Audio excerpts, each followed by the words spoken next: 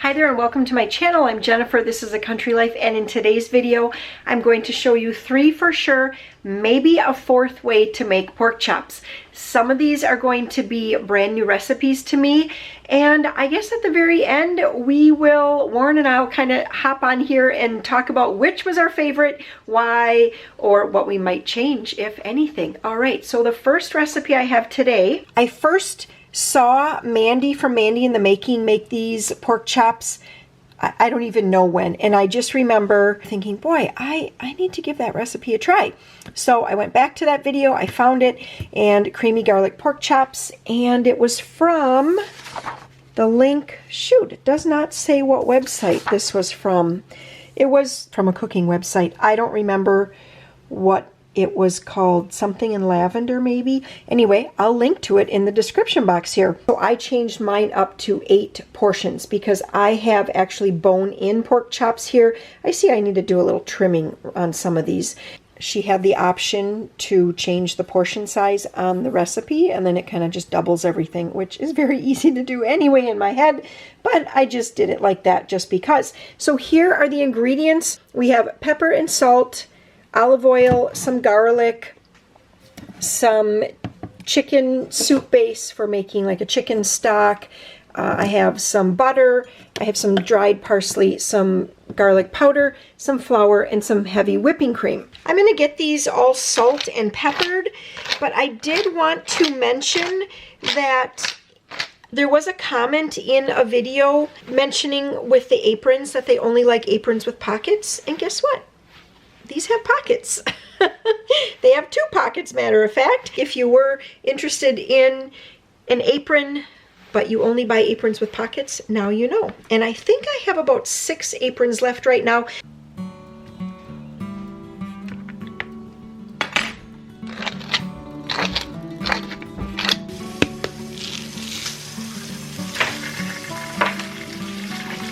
Yeah, you look a little dusty. I said, you look a little dusty.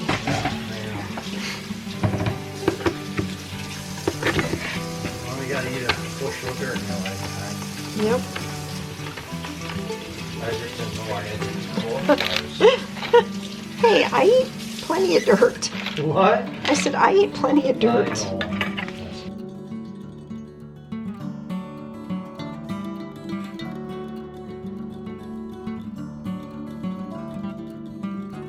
So in this really large cast iron, I have 4 tablespoons of butter, and I'm adding 2 tablespoons of olive oil. I'm going to let that get nice and hot, and I'm going to add some garlic to it.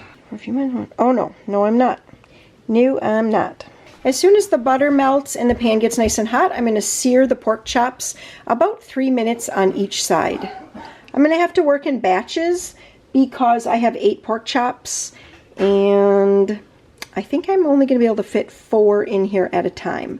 Well, I just reread the recipe and I realized that I was not supposed to put all of the butter in. So I'm going to take out this little bit that's left. I'm going to just let this get a little hotter. It just doesn't seem quite hot enough yet. There we go.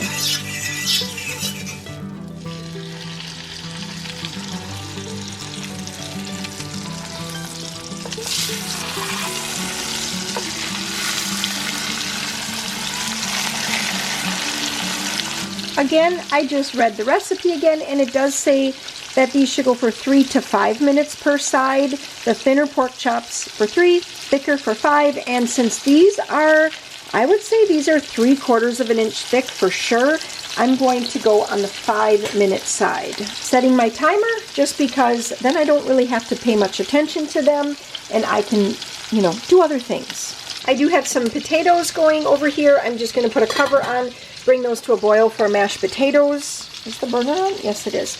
I actually peeled those before we went outside. We have been, this totally doesn't go with this video, but before school was kind of out, I had everybody add some things to a summer bingo paper here that we're keeping on the fridge. And so then what we're doing is one day I just sat down and I just took like the first 5 things on there and I just kind of talked it over with everyone, and we looked at the calendar and we scheduled some things. Not that I want my entire summer to be scheduled down to a T, but sometimes it's just easy, especially with farming. I mean, Warren is, I just say it, he's just almost always tired this time of year. There is so much to do. I mean, all the time so much to do, but at this time of the year, it's just on overtime all the time. In Wisconsin, we don't have a whole lot of months to be doing a lot of outdoor warm weather types of things. So anyway, one of the things that Maria added onto our summer bingo list was to listen to audiobooks. And so today we were listening to Anne. It's not Anne of Green Gables, but it's from that series. It's Anne of Windy Poplars. We are on book 5, I think this might be. And anyway, so we spent like probably 40 minutes before lunch, and then another half an hour or a little bit longer here in this afternoon, sitting out on the hammock. Peter built me a chair for Mother's Day, so I was sitting in that, and we were just listening to audiobooks. Joe, he was playing basketball. He didn't want anything to do with the audiobooks. The whole reason I'm telling you this is because so that I didn't have to peel the potatoes now. I peeled them before. I knew that when I went inside, the potatoes would be ready to go, the pork chops would be thawed, and it'd be just like a joy to make supper. I wouldn't be trying to rush. I wouldn't be trying to thaw meat, because those are a couple things that just take all the joy out of cooking. Okay, I see I have 2 minutes left, but I would say, yeah, I think I'm actually going to flip them over already.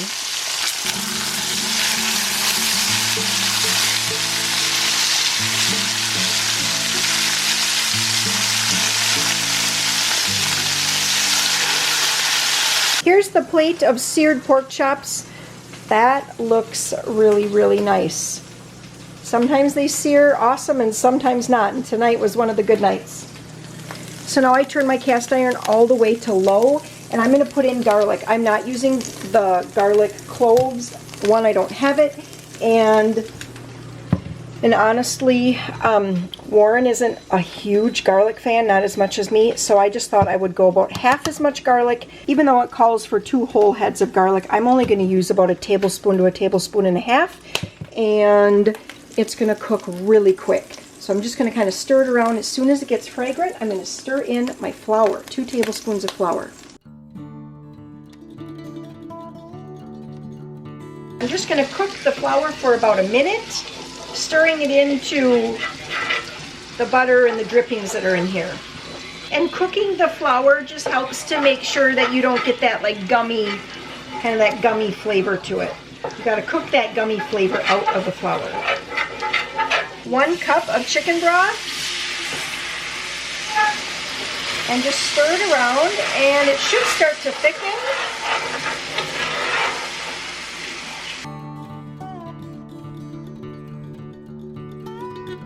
Okay, I pushed the garlic aside. I let it cook for 30 seconds. We made the roux. I added the chicken broth. Oh, I do have to. I forgot that I do need to add a little bit of lemon juice. So 1 teaspoon of lemon juice. Just a little. I don't want a lot of lemon flavor because, again, we're not huge fans of lemon mixed in with our meat. Doesn't that look good, Peter? Mm-hmm. It smells even better.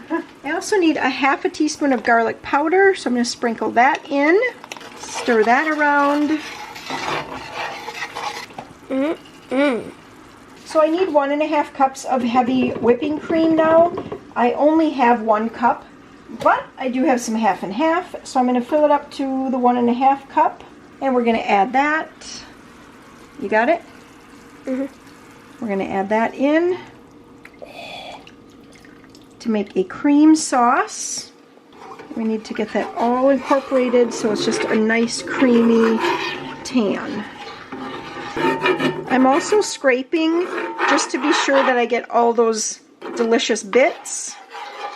At this point, I put all of the pork chops back in, the ones that were on the bottom, then I brought them up to the top because I wanted everything to get fully coated in the sauce. You can see it's kind of starting well, not starting, it is bubbling, which that's just what the recipe says it should do. Kind of just low bubble. And I wonder if I have, excuse me, I wonder if I have to cover this. Okay, it does not say to cover it, but it does say to watch close because the pork only has to be 145 degrees. If it's close, by close, I would say 143. You can turn off the heat. It will continue to cook. So pork chops like this, only 145. That is the temperature that they need to be at. And I'm going to check these shortly. At this point, I turned off the heat and I am just sprinkling with some dry parsley because I don't have fresh. I'm just going to let that kind of warm up a little bit there. And we will serve these over mashed potatoes.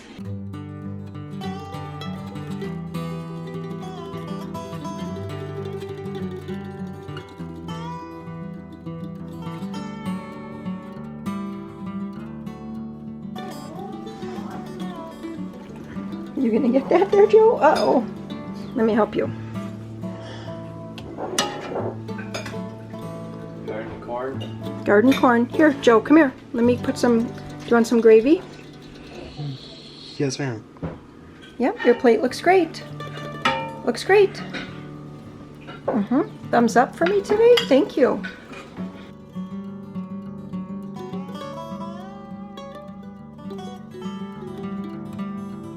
We're going to kind of rate this or kind of talk about if we like this because I'm going to do 3 or 4 pork chop recipes all for this video and we're going to say which one's the best. I'm good with that. Okay. So we are ready to have pork chops again, and today's recipe is coming from a Wisconsin Extension Homemakers. If you're from Wisconsin, maybe you have this cookbook. It was published in 1990.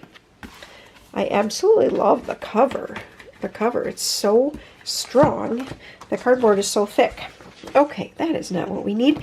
You may recognize this cookbook from, I just made the blueberry crunch cobbler in my last video, maybe not the last one, but maybe 2 videos ago. And this was so good. And even family members, I made this on Mother's Day, so we had a house full here. And even those that don't really care for fruity desserts, they even liked this. So, all right, so thank you, Sandra, for that recipe. That was great. Okay, now I'm going to be making another recipe from this cookbook here. This recipe is from Cecilia. I ran this one by Warren and I was like, you know, should we give this a try? So 6 pork chops. I actually have boneless pork chops. I hope that works fine. Some sauerkraut, salt, pepper, brown sugar, and tomato juice. I'll be using my home canned tomato juice, so it's a little thinner, actually much thinner than a store-bought tomato juice. You know, that's pretty thick stuff, but my home canned is a lot thinner, which is actually how we like it.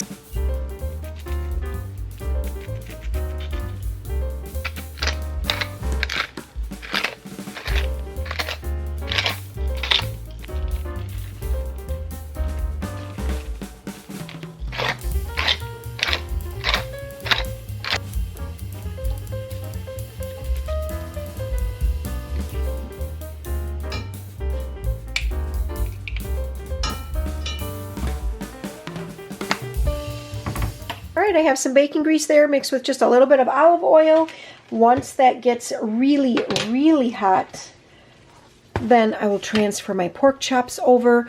As I wait for that to get really, really hot, I'm going to get the rest of my ingredients going, which I need 12 ounces, 1.5 cups of the tomato juice.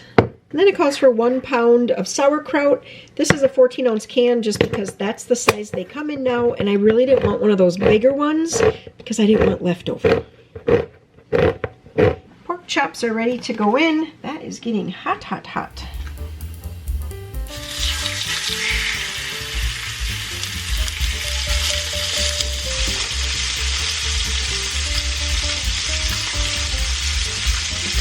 It actually feels wrong to drain it, but that's what the recipe says. I'm like, why would I drain the juice off of this and then add in some other liquid? But you guys, sometimes I actually try to follow a real recipe. All right, just flipped over the pork chops. You know they're ready to flip when they just kind of release naturally and nothing sticks behind in the pan. Then you know you're going to get a nice like golden brown color to them, a nice crust. Sometimes when I sear meat, if I have to do it in batches, I'll end up getting a little bit, like the oil will get almost a little bit too brown. But since I only had to do 6 pork chops, you guys know the family at home has shrunk and is probably going to be this size for quite a while. I have to get used to cooking just for 5 on a day in and day out basis. I'm going to make gravy. So I'm just going to leave that. That is going to be so delicious. I'm just going to divide up the sauerkraut among the 6 pork chops, and then I'm going to top that with 1 tablespoon of brown sugar. Like each one gets a tablespoon of brown sugar. So as you're watching this, are you thinking this seems strange? Are you thinking this seems like it's going to be good? I just don't know. When I read the recipe to Warren, because I read it and I was like, boy, it sounds like it could be really good. When I read it to him, he was like, maybe? And so we kind of looked at it again, and he's like, I know I really like sauerkraut with pork. And I was like, yeah, I do too. And I feel like the tomato juice is just going to be kind of like the moisture. We're going with it. We are going with it because we want to try this. Sauerkraut smells so good. I haven't had sauerkraut in a while. We should really have some brats with sauerkraut coming up. And there's just a teeny bit of liquid, so we're just going to dump that over too. I think that'll kind of cook down. Well, here it goes. Now it just says to pour tomato juice over pork chops and bake at 350 for 40 minutes or until tender. It does not say if this needs to be covered. That's a big question, isn't it? It's a mystery. Should I cover it? I just feel like this kind of thing should be covered. It doesn't say, but what I'm going to do, preheat to 350. I'm going to foil this, put it in for 25 minutes with the foil on, then take the foil off and continue baking until it's done. I'm going to get my spot cleaned up here, and I'm going to get some potatoes peeled because, if you're going to have pork chops, you might as well have mashed potatoes with it too. And especially since I have these great drippings, I can make a gravy. Yum, yum.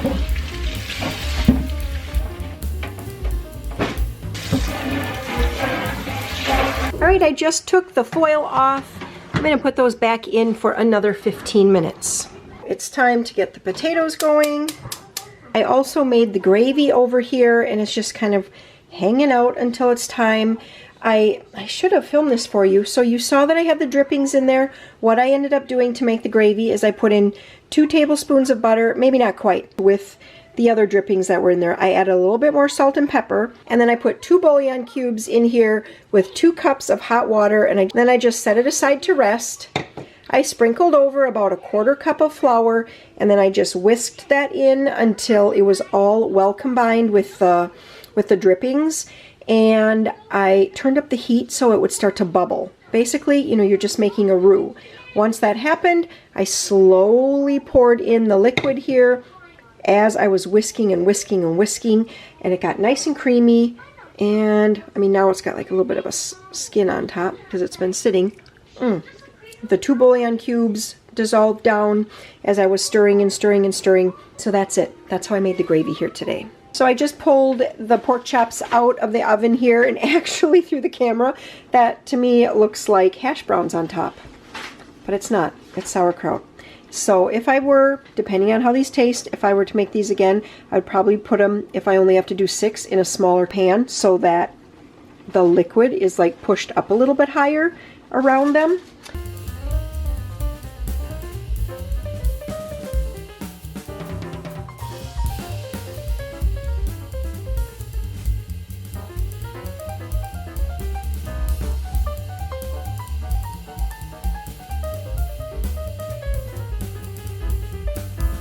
Tonight's recipe, I'm going to be doing a voiceover because we have the window contractors here. They've been working, let's see, at this point it is day 2, and they're going to be coming back for a 3rd day here still. So anyway, having the windows replaced, and they look beautiful. Okay, tonight's recipe is pork chop and potato bake, and it is from the same cookbook that the last recipe was from. It is the Wisconsin Extension Homemakers Cookbook, and this recipe is from Kathy in Marquette County. I start off by combining the ingredients for the cheesy hash brown portion, and so that is 1/2 cup milk, a 1/2 cup of sour cream, a 1/4 teaspoon of pepper. Really, hopefully I overdid it because we like pepper, and a 1/2 teaspoon of seasoned salt. At the point of doing the voiceover here, I realized I was supposed to put 1 can of cream of celery soup. I have no idea how I missed that. I will tell you right off the bat, this is a delicious pork chop recipe, even without that cream of celery soup. I get all of those ingredients well combined, and then I'm adding in a 24-ounce package of frozen hash browns. Again, I see here now, they were supposed to be thawed. I did not thaw the hash browns, I just broke them up and added them to it. Once I got that in, I added about a 1/2 cup of shredded cheddar cheese, and again, about a 1/2 cup or so of French fried onions. And then I'm mixing it really well to just cover all the hash browns in that delicious sauce. At this point, I pull out my great big cast iron. Love this so much. It easily fits 6 boneless pork chops at a time. I add some liquid gold to the pan. Do you know what that is? That's bacon grease.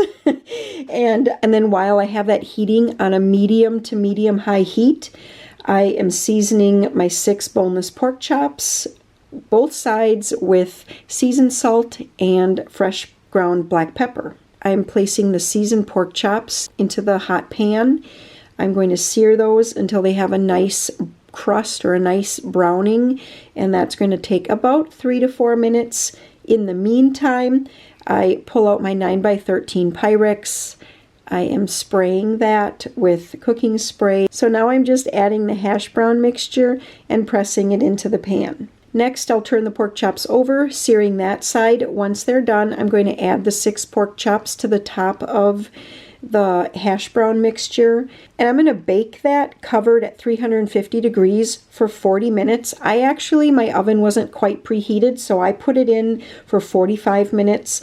Once the timer went off, I pull it out. I top it with the remaining cheddar cheese, which is about a 1/2 cup, and about another 1/2 cup or so of French fried onions. I didn't measure the French fried onions at all. I'm going to bake that uncovered for 5 minutes, and again, I actually ended up baking it for 10 minutes because I had gone outside, and that's just how it worked out. So once I took this out of the oven, oh, does this smell so good. And I can only imagine if I would have actually put the cream of celery soup in, what an even more delicious smell it would have been in the kitchen.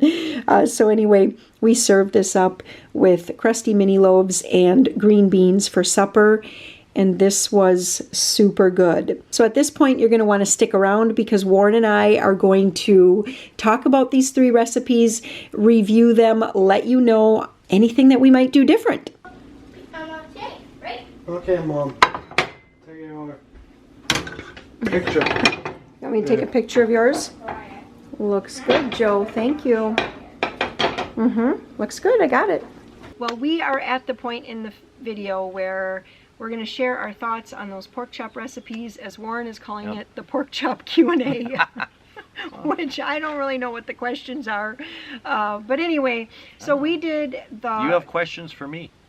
I don't have any questions for you. The garlic, the creamy garlic pork chops. Then we did the pork chops and sauerkraut with the tomato juice. Yep. And then the last recipe was the pork. It was called pork and potato bake.